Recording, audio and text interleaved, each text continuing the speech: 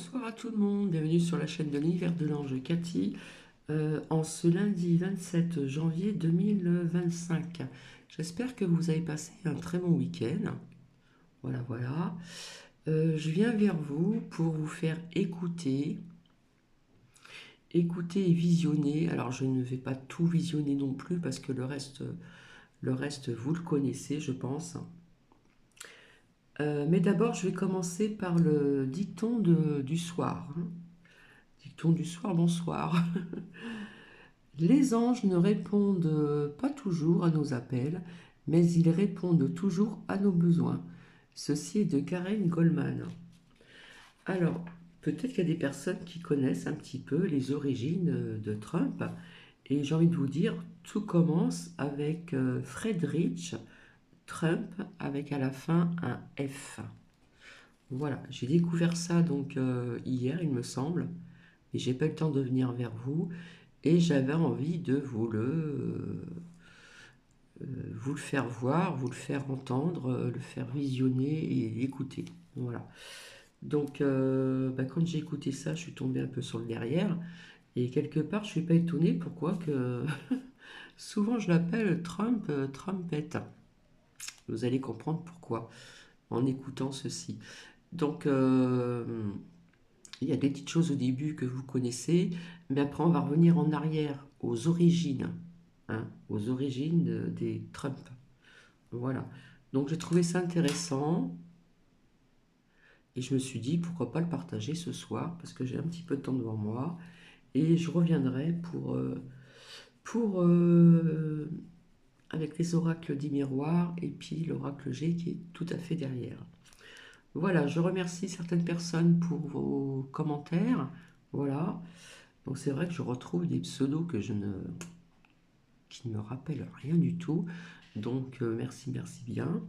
Et puis n'oubliez pas de regarder si la notification, appuyez sur la petite cloche, hein, pour savoir les vidéos à venir, les partages de vidéos. Et puis je vous le demande vraiment rarement de mettre des pouces. Ça serait gentil de votre part. Voilà. Donc, petit cappuccino, le deuxième de la journée. Voilà. Et puis, du coup, je vais couper la lumière. Et puis, comme ça, vous allez pouvoir visionner. Et puis, je m'arrêterai sur des sujets qui sont quand même que je ne connaissais pas. Peut-être que vous connaissiez, mais Cathy ne connaissait pas. Et c'est pour ça que je viens vers vous. Alors, grosso modo, tout a commencé avec un Friedrich, je crois que ça se dit comme ça en allemand, Trump, avec à la fin PF. Voilà, donc je vous laisse, je vous dis bonne écoute et puis bon visionnage. Donc je ne vais pas laisser jusqu'au bout, hein, parce que la suite vous la connaissez, hein. Mais c'est, on va dire, comment dire, on va aller aux racines, hein, aux racines, c'est-à-dire l'origine, l'origine de Trump, des Trump. Donc voilà, je mets sur pause et je reviens. Ce terme nous renvoie à une lignée de souverains réunis au fil des siècles sous la bannière d'un nom de famille, qui perdure et laisse une empreinte dans le cours de l'histoire.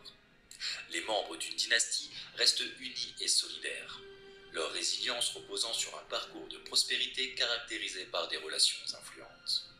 Les affaires demeurent avant tout une question d'intérêt, et les conglomérats dynastiques ont le pouvoir de rassembler ou de diviser une nation. Cependant, l'importance d'un nom ne peut être sous-estimée. L'origine du nom Trump remonte au XIIIe siècle, dérivé de l'ancien français trompéor signifiant créateur de trompettes. Aujourd'hui, nous nous immergeons en profondeur dans l'histoire fascinante de la dynastie Trump. Le nom de Donald Trump résonne aujourd'hui à travers le monde, évoquant sans doute l'un des personnages les plus controversés et clivants de notre époque.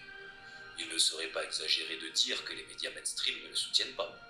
il n'est pas non plus excessif d'affirmer que Donald Trump s'oppose à un vieil appareil d'État bien établi qui adopte une vision globale du monde, une vision que Trump ne partage pas.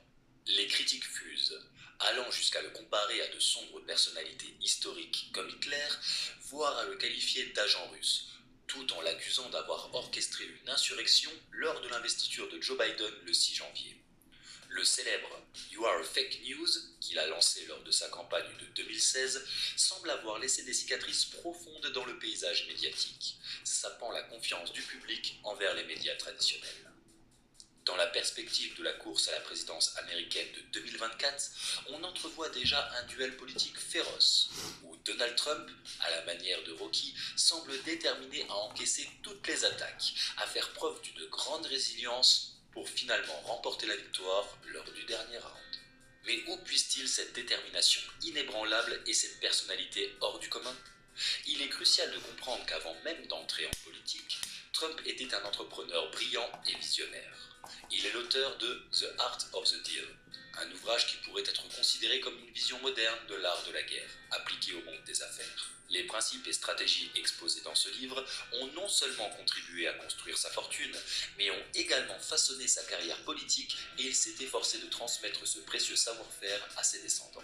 Dans ce reportage, nous allons remonter le fil de l'histoire de la famille Trump, commençant par la ruée vers l'or du Yukon en 1880, qui a posé les premières bases de leur renommée et de leur fortune. Nous examinerons ensuite la transformation de Donald Trump, qui va devenir un entrepreneur immobilier de renommée mondiale avant d'analyser le contexte de son entrée dans l'arène politique américaine. Enfin, nous conclurons cette exploration en nous penchant sur ses descendants alors qu'ils campent désormais le rôle de patriarche.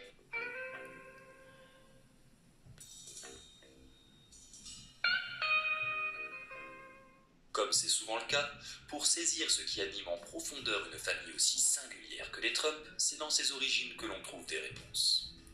L'ancêtre le plus lointain dont nous ayons connaissance dans la lignée des Trump est Johann Philipp Trump, né en 1667 et mort en 1707.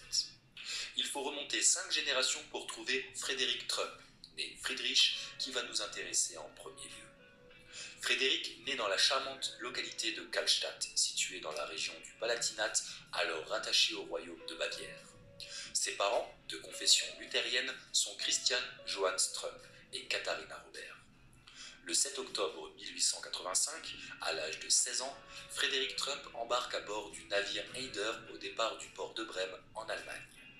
Après un voyage de 12 jours, il débarque à New York au centre d'accueil des immigrants de Castle Clinton. Les registres d'immigration américains enregistrent son nom de famille sous Trump. Sa dernière résidence connue étant Kallstadt, son pays d'origine étant l'Allemagne et sa profession étant agriculteur. Il rejoint ainsi sa sœur aînée Katharina et son mari Fred Schuster, installés aux États-Unis depuis 2 ans déjà. Le jour suivant, Frédéric trouve un emploi de coiffeur qu'il occupera durant 6 ans. Il établit sa résidence au 76 Forsyth Street dans le quartier Lower East Side de Manhattan. Le saviez-vous? Au cœur de la communauté des immigrants palatins allemands. Plus tard, afin de réduire ses dépenses locatives, il déménage dans plusieurs quartiers successifs, notamment au 606 de la 17e rue Est, puis au 2012 de la 2e avenue. En 1891, à l'âge de 16 ans, Frédéric Trump part à Seattle, à Washington. Il y achète un restaurant situé au cœur du quartier rouge de Seattle, The Poodle Dog, qu'il transforme en The Diary Restaurant. En 1892, Frédéric Trump devient citoyen américain et obtient le droit de vote à l'élection présidentielle. 2 ans plus tard, il vend The Diary Restaurant et se rend à Monte Cristo, où il construit un hôtel-restaurant pour les mineurs de la région. L'atmosphère y est électrique, et les plats copieux et les boissons alcoolisées qui leur servent réconfortent les cœurs des chercheurs d'or venus de tous horizons au cœur d'une ville en pleine ébullition, porteuse d'espoir et de promesses de richesse. Cependant, en raison de la crise provoquée par le retrait des investissements de Rockefeller en 1896, la plupart des mineurs quittent Monte Cristo. Monte Cristo, alors déserté, passe de l'état de ville en plein essor à celui de ville fantôme. La ruée vers des richesses illimitées aura finalement coûté cher en efforts inutiles et brisé les rêves de nombreux aventuriers. Frédéric Trump prend alors la décision de retourner à Seattle où il ouvre un autre restaurant prospère. Compte tenu du succès de son établissement et suite à la découverte d'or dans le Yukon en 1897, il est désormais en capacité de financer le voyage de mineurs dans la région pour réserver des concessions minières. C'était une prise de risque considérable pour lui, mais l'instinct entrepreneurial de Frédéric porte ses fruits et il réalise d'importants bénéfices grâce à ses investissements. En 1898, Frédéric Trump vend ses propriétés à Monte Cristo et Seattle, ce qui lui permet de se constituer un pécule important. Il se rend lui-même dans le Yukon, région située dans le nord-ouest du Canada, devenue mondialement célèbre à cette époque grâce à la ruée vers l'or du Klondike en 1896. La découverte de gisements à Bonanza Creek a provoqué une affluence massive de chercheurs d'or, transformant la région et stimulant l'industrie minière. Il s'y établit d'abord en ouvrant un restaurant sous tente le long de la route de Yukon, alors très fréquentée par les trappeurs du Grand Nord. Il s'associe alors avec un mineur nommé Ernest Levin, proposant des plats tels que de la viande de cheval surgelée. En 1898, les deux partenaires s'installent à Bennett, une ville bien connue des chercheurs d'or où ils ouvrent l'Arctic Restaurant and Hotel qui prospère rapidement, devenant même un bâtiment à 2 étages. L'établissement connaît un franc succès, grâce à la variété et à la qualité des mets proposés et aux chambres individuelles qu'il offre aux dames. Il a également la réputation d'être un lieu de décadence et des récits circulent sur l'atmosphère grivoise qui y règne. En 1900, avec l'achèvement de la route du col White Pass et du Yukon, Frédéric Trump ouvre le White Horse Restaurant à Whitehorse. Il devient rapidement célèbre pour son grand fourneau et ses 3000 repas servis quotidiennement. Il ouvre également un casino, mais des problèmes surgissent avec son associé Ernest Levin qui sombre dans l'alcoolisme. Après des désaccords et en raison de l'instauration de la prohibition locale, Frédéric vend ses parts et quitte le Yukon. Par la suite, Levin est arrêté pour état d'ébriété sur la voie publique et l'Arctic Restaurant est saisi par les Red Coast à Bennett. En 1905, un incendie ravage la ville de Whitehorse, détruisant le restaurant-casino de Frédéric Trump. Malgré ses revers, il parvient habilement à traverser ces situations difficiles.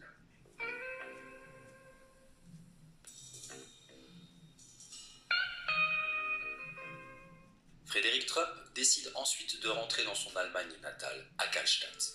Désormais riche, il demande la main d'Elisabeth Christ, malgré les réticences de sa mère, qui envisageait pour lui une union avec une jeune femme plus fortunée. Le mariage de Frédéric, âgé de 32 ans, avec Elisabeth, 22 ans, a lieu le 26 août 1902. Leur premier enfant naît le 20 avril 1904 et porte le nom d'Elisabeth, en hommage à sa mère. La même année, la famille décide de retourner à Kallstadt pour s'y établir définitivement après avoir vendu tous ses biens aux États-Unis. Le passeport de Frédéric, daté d'avril 1904, indique qu'il exerce la profession de gérant d'hôtel. À son retour en Allemagne, il dépose 80 000 marks à la banque, l'équivalent de 500 000 € aujourd'hui.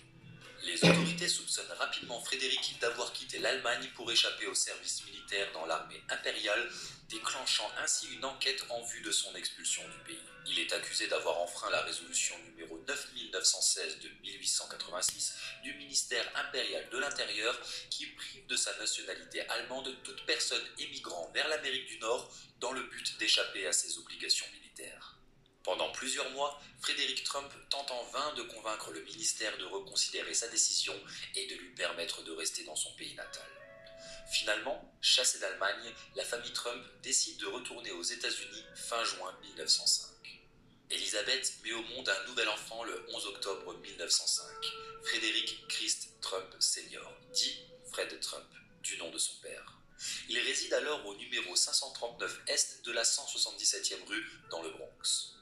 Après la naissance de son troisième enfant, John George, le 21 août 1907, la famille déménage dans un quartier de classe moyenne du Queens, Woodhaven, où Frédéric se lance dans les affaires immobilières. Il ouvre également un salon de coiffure au 60 Wall Street à Manhattan. En 1908, Trump décide d'investir dans l'immobilier le long de Jamaica Avenue, à Woodhaven. 2 ans plus tard, il y emménage avec sa famille et loue plusieurs chambres. À cette époque, il occupe le poste de gérant de Médaillon Hôtel, situé sur la 6e avenue et la 23e rue. Pendant la Première Guerre mondiale, il envisage d'élargir ses investissements, mais en raison de ses origines allemandes, il suscite la méfiance des autorités, ce qui incite la famille Trump à adopter une attitude discrète. Il est important de noter qu'au début du XXe siècle, avant l'entrée des États-Unis dans la Première Guerre mondiale, les immigrants allemands constituaient le plus grand groupe non anglophone du pays. Bien intégrés, ils avaient leurs propres écoles et journaux en langue allemande. Cependant, lorsque la guerre éclate, la perception à leur égard change radicalement et ils deviennent l'objet d'une hystérie anti-allemande. Cette méfiance entraîne des actes de discrimination, comme l'interdiction des écoles allemandes et l'emprisonnement de certains individus. En réponse, de nombreux nouveaux arrivants d'origine germanique cherchent alors à s'assimiler en changeant leur nom et en évitant d'utiliser publiquement leur langue maternelle. C'est ainsi que Frédéric Trumpf américanise son nom en Frédéric Trump. Un après-midi de mai 1918, lors d'une promenade avec son fils Fred, âgé de 13 ans à l'époque, Frédéric ressent soudain une grande faiblesse et doit s'allonger. Il décède le lendemain, le 27 mai, journée coïncidant avec le Memorial Day, des suites de ce qui est identifié comme l'une des premières manifestations de la grippe espagnole. Cette pandémie fit à l'époque 21 millions de victimes dans le monde. À sa mort, il laisse derrière lui Élisabeth et leurs 3 enfants, ainsi qu'un héritage comprenant une importante fortune en cash, des actions, des biens immobiliers et des prêts hypothécaires d'une valeur d'environ un demi-million de dollars actuels.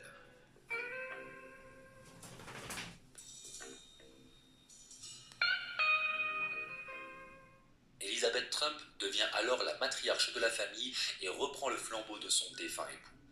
Elle fonde en 1923 l'entreprise immobilière Elizabeth Trump Son que le fils de Fred, le désormais célèbre Donald, renommera en 1971 The Trump Organization. Avec un prêt de 800 dollars accordé par sa mère, Fred se lance dans les affaires et fait construire sa première maison la même année, dans le district de Woodhaven. À seulement 15 ans, il parvient à la revendre pour 7000 dollars et réalise alors une belle plus-value. Dans les années 1920, Fred Trump débute la construction de maisons dans le Queens, à New York, les vendant 3 990 dollars chacune. Durant la Grande Dépression de 1929, il inaugure le Trump Market à Woodhaven qu'il promeut avec le slogan « Servez-vous et économisez ». Un an plus tard, il le vend à King Cullen. En 1936, Fred Trump se marie avec Mary Ann MacLeod, d'origine écossaise dont nous reparlerons plus tard. De leur union naissent 5 enfants, Marianne Barry, Fred Jr., Elizabeth, Donald et Robert. Pendant la Seconde Guerre mondiale, il construit des logements pour la marine américaine sur la côte Est. Après la guerre, il oriente ses investissements vers l'immobilier destiné à la classe moyenne, créant Beach Haven et Trump Village. Pendant et même après cette période de guerre, Fred a des préoccupations quant à son ascendance allemande, dont il craint qu'elle ne nuise à ses entreprises, notamment en ce qui concerne ses nombreux locataires juifs. Par conséquent, il choisit de se faire passer pour suédois une grande partie de sa vie. Tout au long de sa carrière, il construira environ 27 000 logements à New York. Fred Trump est souvent comparé à Henry Ford, alors magnat de l'industrie automobile, mais dans l'industrie de la construction résidentielle. Pour devenir un acteur majeur de l'immobilier, il profite pleinement des subventions de la Federal Housing Authority. Il est également connu pour cultiver de bonnes relations avec les politiciens locaux, qui l'aident dans la réalisation de ses projets. C'est un homme économe et simple, une créature d'habitude, qui conservera la même secrétaire pendant 59 ans, Amy Lawson. Tout au long de sa vie, malgré sa richesse croissante, Fred et sa femme vivent dans la même maison de classe moyenne dans le Queens, dans laquelle ils ont aménagé en 1951. Cependant, toute belle réussite comporte son lot de drames, et malheureusement, Fred n'y échappe pas. Parmi ceux-ci, on compte notamment quelques différends avec la justice. En 1973, la division des droits civils de l'agence gouvernementale engage une action contre les Trump en raison de preuves indiquant que leur entreprise ne loue pas de résidence aux minorités. Finalement, un accord juridique est trouvé en 1975 et l'entreprise commence à diffuser des publicités ciblant les familles afro-américaines dédouanant la famille Trump de tout acte répréhensible. L'une des tragédies vécues par Fred et sa famille est la mort de son fils aîné et homonyme. En effet, le frère aîné du président Trump, Frederick Christ Trump Jr., décède en 1981 des complications liées à son alcoolisme à l'âge précoce de 43 ans. C'est durant les années 1980 que Fred Trump se rapproche de Benjamin Netanyahu, alors représentant d'Israël auprès de l'Organisation des Nations Unies à New York. Il manifeste alors un soutien significatif envers la droite israélienne et investit dans des obligations d'État israéliennes. Les années passent et Fred vit maintenant avec la maladie d'Alzheimer depuis 6 ans. En mai 1999, il est admis à l'hôpital de Long Island Jewish Medical Center en raison d'une pneumonie. Il s'éteint 5 semaines plus tard, le 25 juin, à l'âge de 93 ans. On célèbre ses funérailles à la Collegial Marble de New York. Un an plus tard, sa veuve le rejoint. À son décès, son fils Donald hérite de sa fortune alors estimée entre 250 millions et 300 millions de dollars. Il perçoit entre 40 millions et 200 millions, mais les montants exacts varient selon les sources et demeurent incertains. Donald Trump qualifie son père de héros, de modèle et de meilleur ami. Le président a en effet suivi ses traces à bien des égards, en rejoignant sa société de gestion immobilière et en élargissant finalement le petit empire familial à Manhattan. L'amitié profonde liant père et fils est d'ailleurs clairement visible dès le début de la présidence Trump, notamment dans la grande attention accordée à la manière dont le nouveau président redécore le bureau ovale en ajoutant un portrait de son père.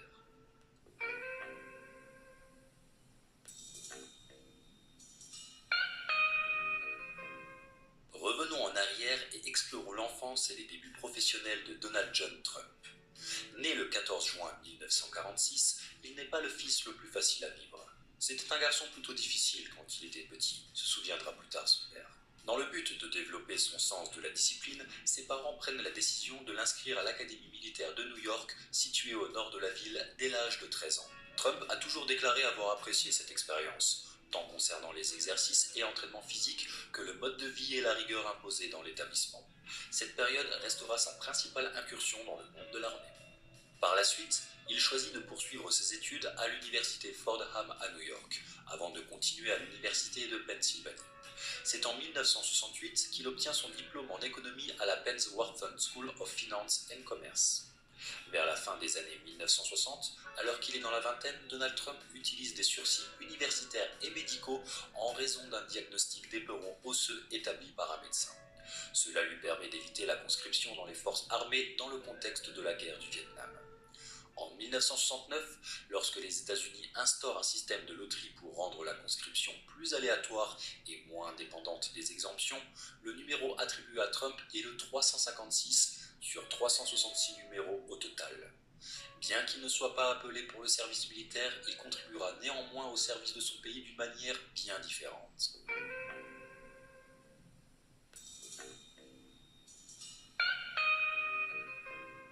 Dans le contexte des années 1970, Trump amorce sa carrière dans le domaine des affaires en investissant dans le secteur de l'immobilier à Philadelphie, alors qu'il est encore étudiant à l'université. Après avoir achevé son cursus universitaire en 1968, il retourne à New York et intègre l'entreprise de son père à plein temps. Pendant cette décennie, Trump participe activement au développement de l'entreprise en acquérant des biens immobiliers en dehors de New York, dans des régions telles que la Virginie, l'Ohio, le Nevada et la Californie.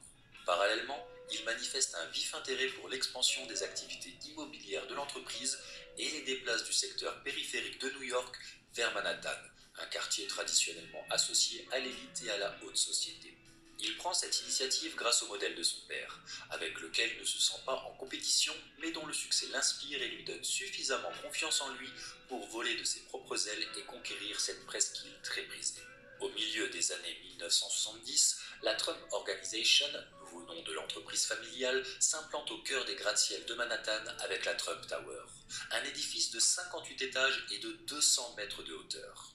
La construction de ce bâtiment, qui s'achève véritablement en 1983, abrite le penthouse qui sert de résidence principale à Donald Trump. Il héberge également le siège social de la société ainsi qu'un studio de télévision qui deviendra le décor emblématique de l'émission The Apprentice. En 1976, Donald Trump développe l'hôtel Grand Hyatt sur le site de l'hôtel Commodore de la Penn Central Railroad, alors en situation de faillite. Malgré les ressources financières limitées de la Trump Organization pour acquérir cet hôtel, il fait appel à ses relations personnelles avec la chaîne hôtelière Hyatt et s'appuie sur l'influence politique de son père, alors membre important du Parti démocrate de Brooklyn, pour négocier un accord exceptionnel avec la ville de New York. Dans le cadre de cet accord, Trump bénéficie d'une réduction fiscale sur 40 ans, ce qui équivaut à un report de paiement des taxes foncières de l'hôtel. Initialement évaluée à 4 millions de dollars par an, cette réduction finit par totaliser environ 400 millions de dollars sur 4 décennies, en raison de l'appréciation de la valeur de la propriété et des modifications apportées au code des impôts. Ce résultat démontre l'efficacité des relations politiques, notamment démocrates, et des négociations de Trump.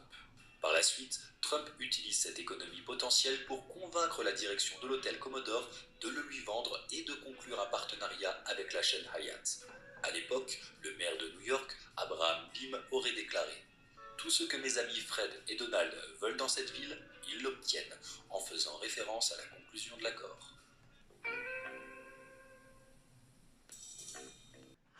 Voilà, donc ça a duré quand même 25 minutes et 25, oui, et quelques secondes, voilà.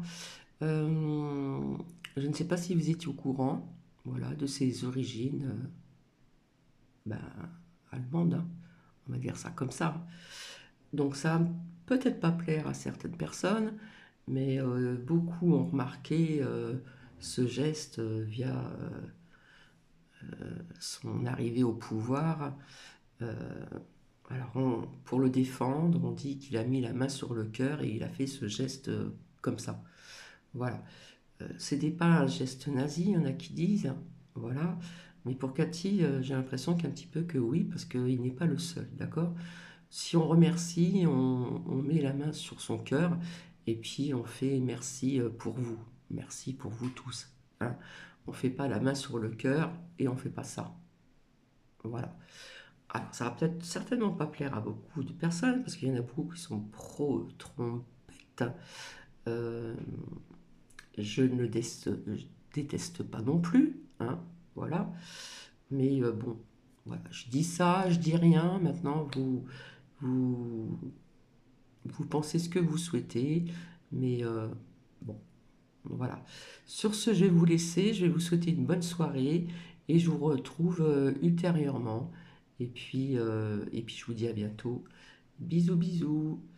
Donc, vous avez bien vu donc, le nom, hein, c'est Friedrich Trump. Voilà, c'est très dur à prononcer. Et vous avez bien écouté, comme moi, hein, cette origine. Voilà, voilà. Allez, bisous à tout le monde. Au revoir.